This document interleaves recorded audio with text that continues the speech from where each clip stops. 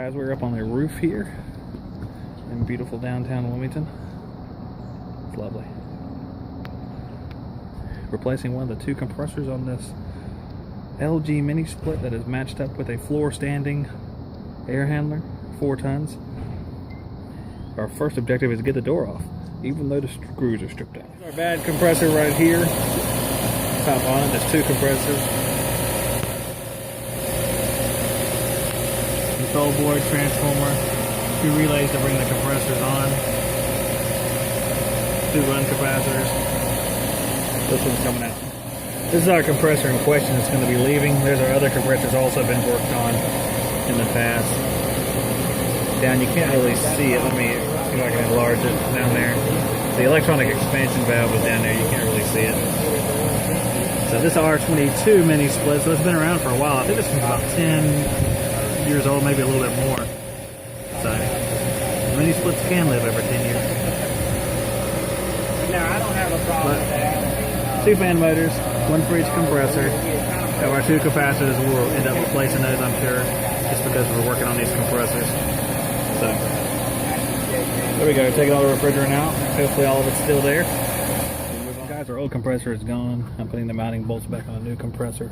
Have our piping fitted back up. There's enough play in this pipe where you can trim it off, fit it right back down into the new compressor. There's our electrical terminals. So she'll be welded in here in about a minute or so. I have my bolts, I'm putting them back on. I got one back here to do. Then we can put this thing into a test, nitrogen wise, and then pull a vacuum, and hopefully she'll start back up beautifully. Our pressure test held just fine. We have a transformer up here. This is not part of the unit that was here originally. We have 2 relays here. We can see them right here and the one below it. These 2 relays were actually not originally either. When the contactors, or the equivalent relays, they weren't contactors, but they were for the compressors. They went bad, and they had 120 volt coils, and the factory part was not available. So my brother had come in with a transformer and powered the transformer with a relay that would turn both these contactors and close them and send power to the compressors at the appropriate time. So he kind of made do with the parts he had on hand, and what I'm going to do is we're going to try to go with that a little bit more and just put a fuse in there just in case the transformer blows. We don't damage this board, which is probably in short supply as well. So it's all about keeping the parts here to keep the unit rolling when we need it to, and not having to order anything from Bangladesh or the Arctic Circle.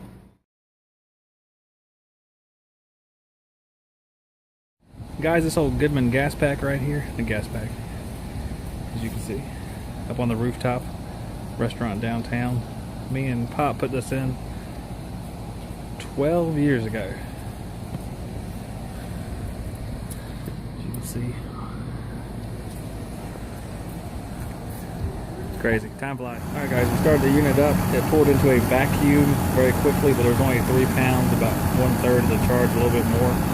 So we're going to add some charge, thinking it's not the electronic expansion valve because we have pressure at the liquid line, but not the suction line. So it just looks like a lack of refrigerant, so we're going to try to fill it up a little bit more with it running. Putting it in from the suction side. See if that'll solve it.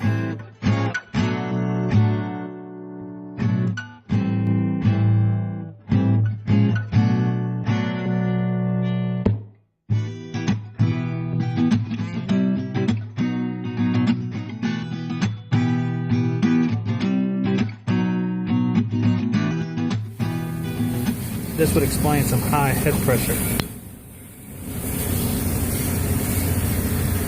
Compressor was running high amperage. There is no discharge pressure port or liquid pressure port, but you can tell from the discharge temperature of the fan that there was an issue, and you can see that it's just nasty crap coming off that coil, because look what we have sitting around. We have this within about 8 foot, and it's just nasty, nasty stuff. The unit has been defunct. We noticed a high amp draw on the compressors. One of them was near the rated load amps. So we wanted to go ahead and clean the coil off, because although it looked good with all the grease floating around up here, and they just changed out the roof or redid the roof, so who knows how much crap is in there. So I used old Ralph's trusty coil cleaner there, and we cleaned it out in the darkness. Guys, the unit's been running about 10 more minutes, or we're going to run it for about 10 more minutes, and we're going to see where it's at. Like I said, there's no high gauge port on it. So what we're doing is I'm taking the amp off the compressor, and we're taking a discharge temperature sensor and see what it looks like there as well, just to compare with what we had before. But right now we're running about 2 amps lower than we were before, but we're going to let the water dry off that coil and see that temperature and amperage come up a little bit, I'm sure. So hopefully we'll be good to go. Just need a little bit of preventive maintenance, and more than likely that level of uncleanliness is what led to the compressor's demise.